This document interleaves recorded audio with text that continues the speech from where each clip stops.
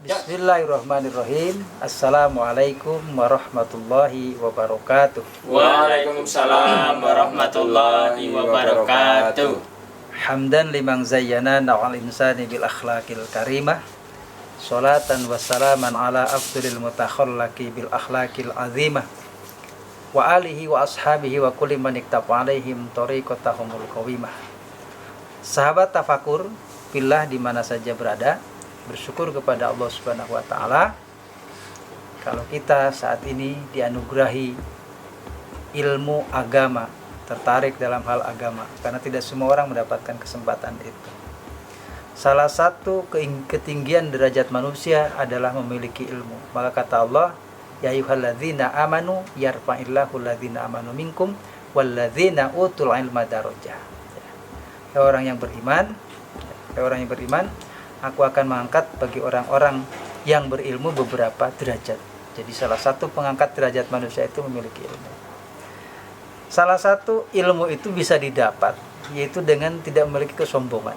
Sombong itu ada arogansi, merasa paling pintar, merasa paling hebat. Ilmu itu anti itu. Maka ada salah satu syair ya. Kata-kata syair Arab mengatakan begini, al-ilmu harbun lil fatal mutta'ali kasayli harbun lil makanil ali. Ilmu itu pantang, ya, akan lari dari orang lil fatal muta'ali, dari anak muda yang sombong. Jadi al ilmu harbun lil fatal muta'ali, ilmu akan lari dari orang yang sombong. Kasayli harbun lil makanil ali, sebagaimana air itu pantang naik ke tempat yang tinggi.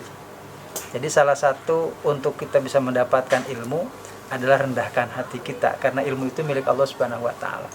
Tapi insya Allah dengan kesombongan ya, keberkahan dari ilmu Allah taala akan curahkan. Ada orang yang mungkin memiliki respon atau memiliki hafalan atau pikiran yang tidak cerdas. Tapi ketika dia punya kerendahan hati, senantiasa mohon kepada Allah taala anugerahkan ya, ilmu yang berkah yang luar biasa. Sahabat tafakur fillah di mana saja ada berada, Imam Syafi'i itu punya seorang murid ya, namanya Robi bin Sulaiman. Robi bin Sulaiman itu salah satu muridnya Imam Syafi'i, tapi sekaligus juga membantunya Imam Syafi'i. Bodohnya luar biasa. Artinya bodoh itu, Imam Syafi'i mengulang satu ilmu berulang-ulang sampai nggak paham.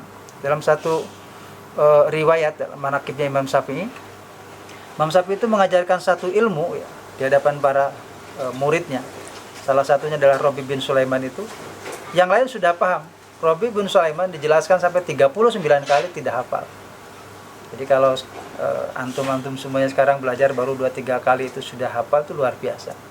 Luar biasa. Belajar tajwid sekali langsung paham. Belajar nahwu langsung paham. Ya, itu luar biasa. Yang paling penting kan kita istiqomah menjaganya. Karena yang paling berat adalah menjaga. Nah ini yang namanya Robi bin Sulaiman tuh gak paham-paham, karena dia merasa paling bodoh. Akhirnya dia keluar dari majlis itu, bukan lari, tapi dia merasa dirinya tidak mampu ngikut. Selesai kajian, Imam Syafi'i cari di mana Robi. Akhirnya kata Imam Syafi'i, udah kamu nanti tak privat dengan saya. Jadi Imam Syafi'i itu seorang guru yang luar biasa, ulama yang ilmunya luar biasa, tetapi beliau tidak memiliki kesombongan. Tetap muridnya itu tidak dibedakan antara murid yang mudah menerima dengan yang lambat menerima. Oleh Imam Syafi'i diperhatikan betul, termasuk Robi. Dibawalah ke rumahnya privat. Sampai di rumah juga sama, diulang-ulang nggak paham-paham. Itu kan istimewa itu. Makanya kita syukuri kalau misalnya kita mudah paham. Sampai kata Imam Syafi'i menyerah gitu. Maaf Robi, ini saya sudah, kemampuan saya mengajar sampai di sini. Jadi Imam Syafi'i tidak menyalahkan muridnya, tapi Imam Syafi'i menyalahkan kemampuan dirinya dalam mengajar. Kalau saya tidak bisa mengantarkan pemahaman kepadamu, karena tugas saya hanya mengajarkan ilmu, sementara Allah Ta'ala yang memahamkan ilmu. Kata Imam Syafi'i, sekarang kamu mintalah dipahamkan ilmu pada Allah Subhanahu wa taala, mudah-mudahan kamu paham tentang ilmu. Apa yang terjadi? Betul.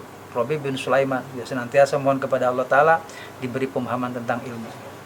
Apa yang terjadi? Robi bin Sulaiman ternyata menjadi ulama besar dari mazhab Syafi'i, dan dia memiliki banyak sanad hadis-hadis Nabi Shallallahu Alaihi Wasallam yang punya kualitas kesohihannya. Nah, oleh karena itu apa? Karena tadi keikhlasan dia dalam belajar, merendahkan hati di hadapan Allah Subhanahu wa taala, memohon kepada Allah taala, Allah anugerahkan ilmu yang luar biasa. Barangkali mungkin tadi kenapa kita banyak ngaji ke sana sini tapi tidak tambah ilmu?